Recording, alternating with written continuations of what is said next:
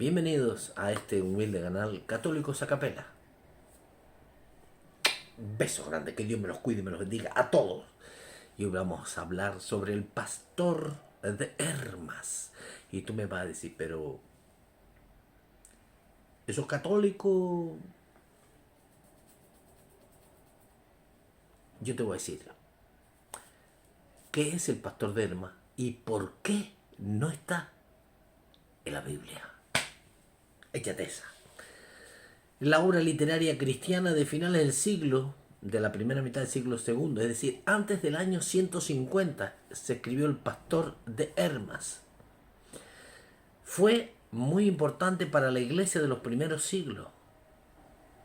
Un resumen de la historia de este contenido del pastor de Hermas, te lo traigo aquí, tu servilleta. Vamos para adelante. Y nada, vamos a empezar. De este documento es claramente el más extenso, los padres apostólicos, y de hecho también el más largo de los documentos del Nuevo Testamento. Escúchame bien, el pastor de Hermas es más extenso de los padres apostólicos, el más extenso de todos los padres apostólicos y el más extenso del Nuevo Testamento. Aparte de lo que aparece en el mismo escrito, es realmente poco lo que se sabe sobre la vida del autor del pastor de Hermas. Quizás el otro documento en el que se habla de Hermas como se le conoce al autor es el fragmento muratoriano, un texto que probablemente se remonta al siglo segundo o tercero. Allí se afirma que Hermas escribió su libro mientras estaba en Roma, donde al parecer su hermano Pío era obispo.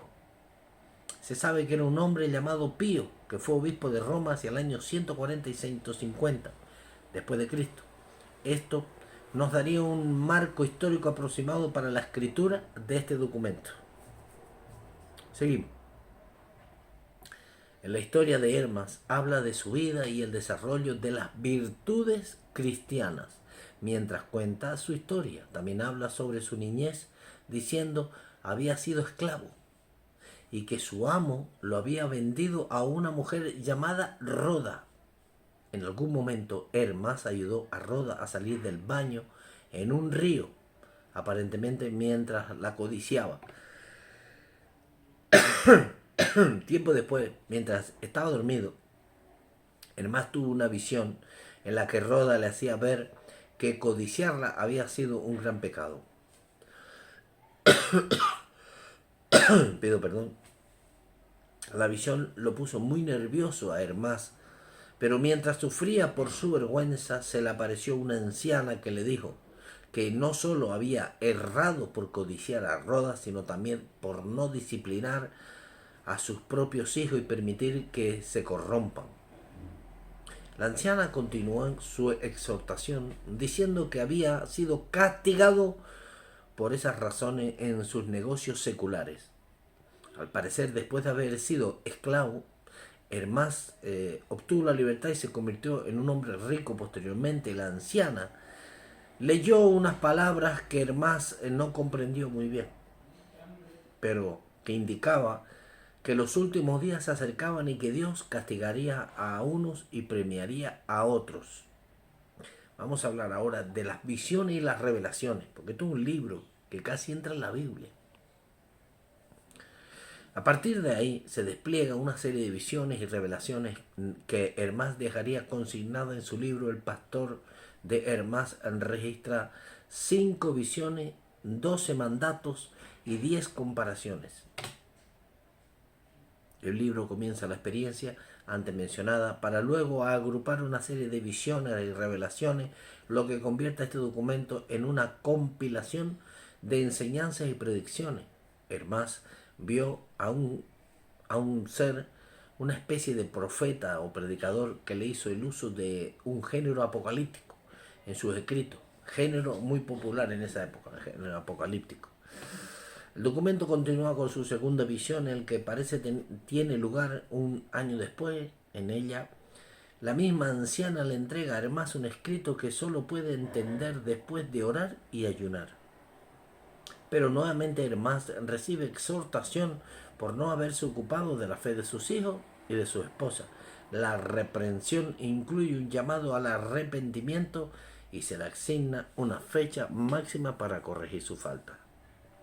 La tercera visión constituye una parte mucho más amplia y citada. Se trata de la construcción de una gran torre que está siendo edificada por ángeles que usan rocas de diferentes formas.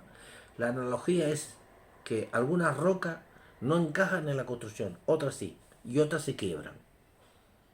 Las que no encajan son al parecer dejadas al lado, esperando estar listas para ser añadidas al edificio.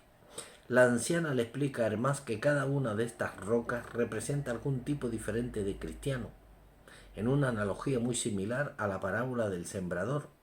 La anciana trata de hacer entender a Hermás que cada tipo de piedra representa un cierto tipo de creyente.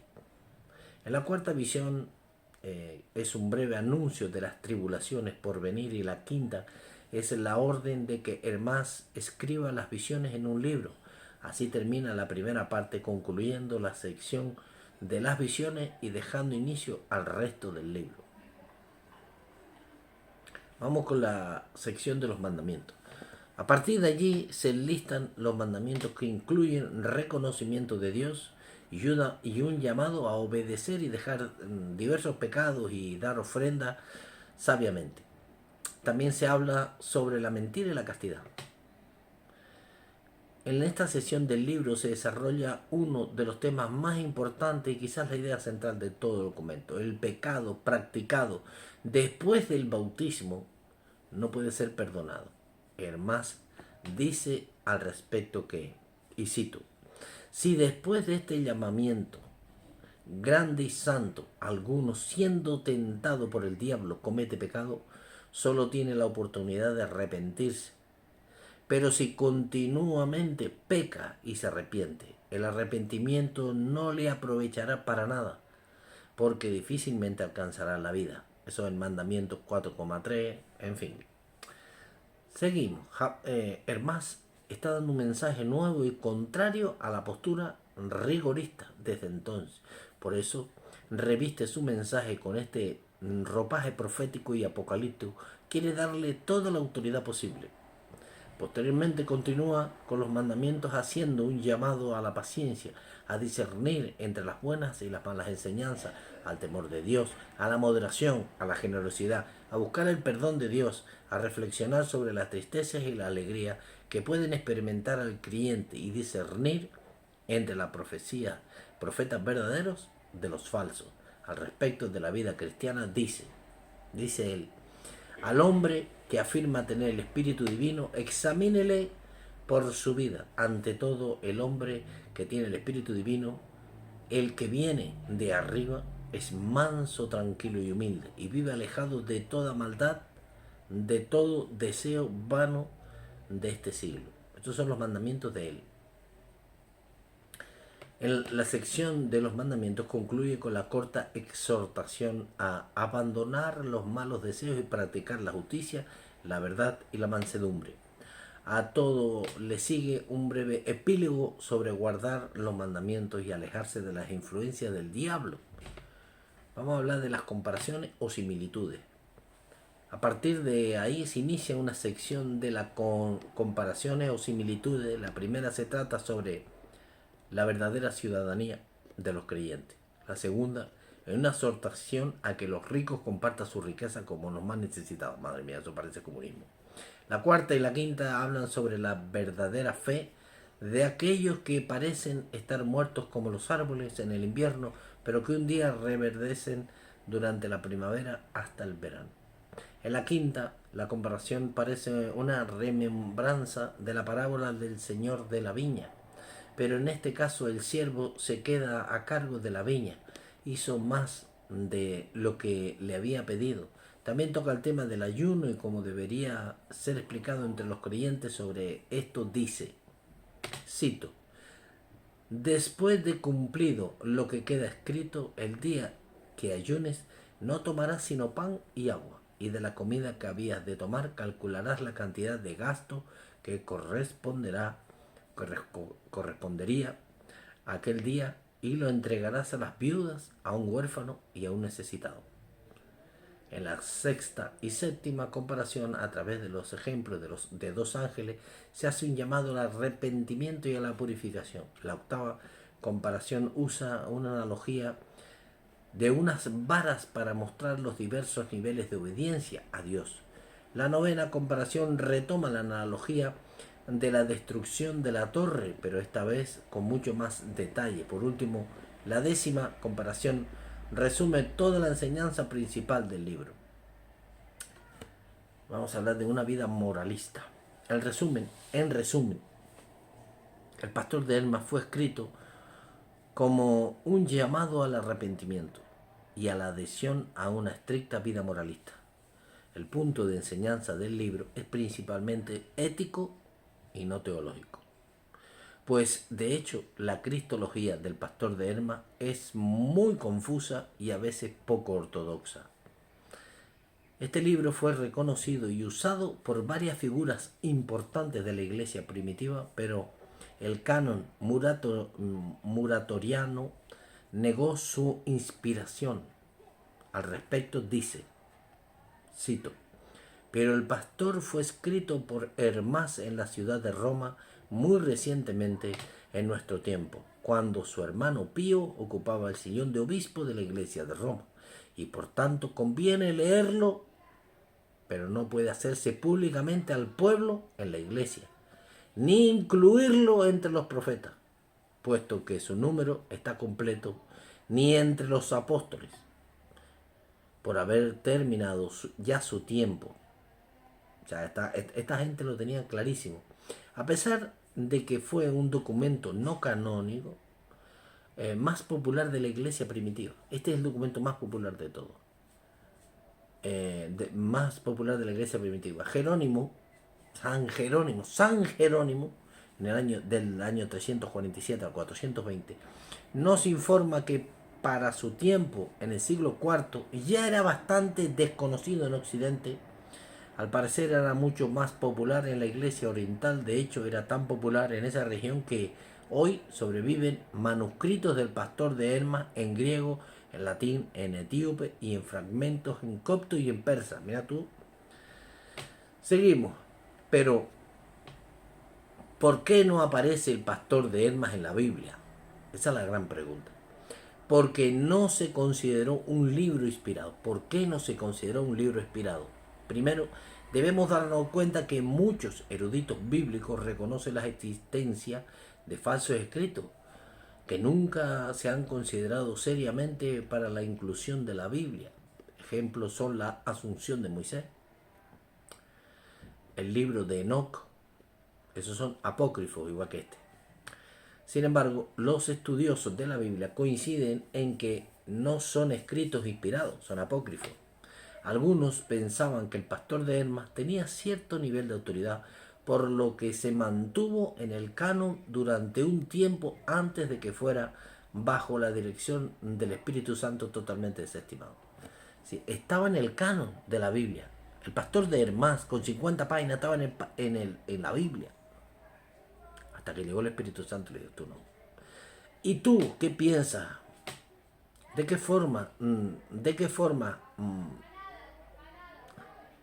¿Cómo decirlo? ¿De qué formas el moralismo puede afectar a nuestra comprensión del Evangelio? ¿De qué maneras? ¿De qué formas?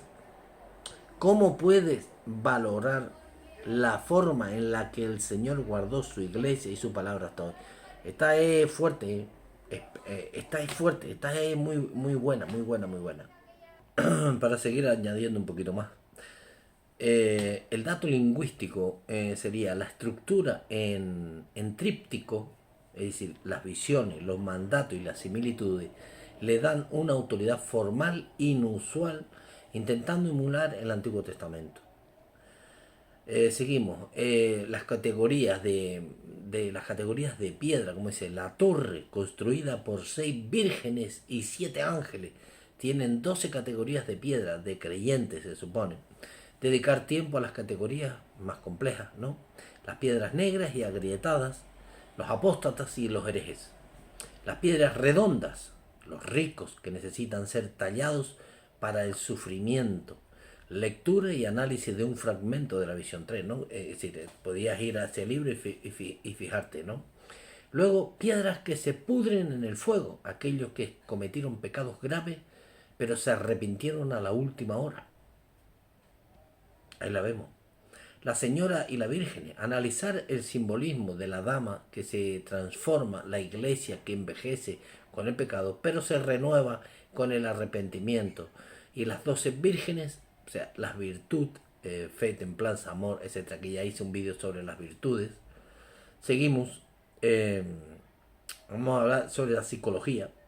El ángel de justicia versus el ángel de maldad. La lectura y el contraste de las descripciones de ambos espíritus. El de justicia es paciente y manso. El de la maldad es irascible y triste. Esto influyó en la tradición y en el discernimiento de espíritu que continuaría con los padres del desierto. Qué grande, Señor. Gracias, Padre Santo, por los padres del desierto. Madre mía, qué riqueza. Vayan y léalo. Voy a leer yo, voy a hacerlo yo, vaya. Voy a hacer un vídeo yo sobre los padres del desierto. Eso es impresionante. Seguimos, hablemos de los profetas, ¿no? La prueba de los profetas, que es crucial para la vida de la iglesia. Dato técnico. Hermás ofrece una prueba empírica para distinguir a un profeta verdadero de uno falso. Los falsos profetas piden dinero y se sientan en un rincón y son arrogantes. El verdadero profeta es humilde y no acepta pagos.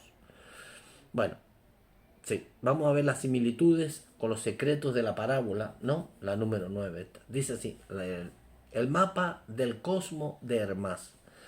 Los 12 montes, las 12 tribus. La parábola más larga y compleja. Los 12 montes son las 12 tribus de Israel y por extensión la iglesia. Desglose, vamos a ver. También hablamos de los diferentes tipos de creyentes, apóstatas, puros, malvados. El monte 1, que es la fe, el monte 2, la paciencia, son los más importantes. En este desglose detallado justifica el tiempo adicional. Seguimos. La figura de Roda. La visión número 1 no es solo un error teológico, es una falta humana. Hermás es un liberto, tiene una fantasía con su antigua dueña, Roda. Analizar cómo esta confusión íntima da un tono de autenticidad y vulnerabilidad que faltaba en otras obras cristianas. La evidencia de manuscritos, la parte técnica, presentar los nombres de los manuscritos como prueba física de su circulación, mencionar el papiro osirrinco, fragmento muy antiguo que atestiguan el uso en el siglo III en Egipto, además del sinaítico. Las versiones etíopes y copta, el saídico, demostrando que el libro era considerado canónico por algunos de las iglesias orientales durante siglos. Seguimos. El hacha de las herejías, la cristología, la penitencia, la doctrina de la penitencia, el nudo gordo. Yo les recomiendo, está gratis. El pastor del más está gratis en internet. Podéis bajarlo y descargar y leerlo. Lo que aquí te lo desgloso. La doctrina de la penitencia, el nudo gordo. Lectura del análisis de la frase clave sobre la segunda penitencia que Dios concede después del bautismo, que hizo que tertulianos se volvieran tan virulentos. Tertuliano y otros rigoristas creían que perdonar pecados graves como el adulterio y el asesinato después del bautismo era destruir la santidad de la iglesia. Mira tú, las creencias, claro. Estamos hablando del año 100 y pico. El adopcionismo de Hermás también es adopcionista. Analizar el detalle de la similitud 5 contradice la doctrina de la generación eterna de Cristo. Hermás fue un testimonio de una cristología muy baja, centrada en la humanidad de Jesús, que la iglesia condena en Nicea en el año 325 como insuficiente. Acuérdense que en el año 482 es cuando se crea el código de la Biblia, las lecturas de la Biblia. Ya que al principio había al principio no había una teología fuerte ni nada de eso. Entonces cada uno, pues... Seguimos con el legado post-canónico y literatura medieval del pastor de Hermas. La influencia duradera, el gran dato final. Aunque fue excluido del canon, el pastor siguió influyendo. El sistema penitencial, la idea de clasificar pecados y arrepentimientos influyó en los manuales de penitencia medievales. Tarifas de penitencia.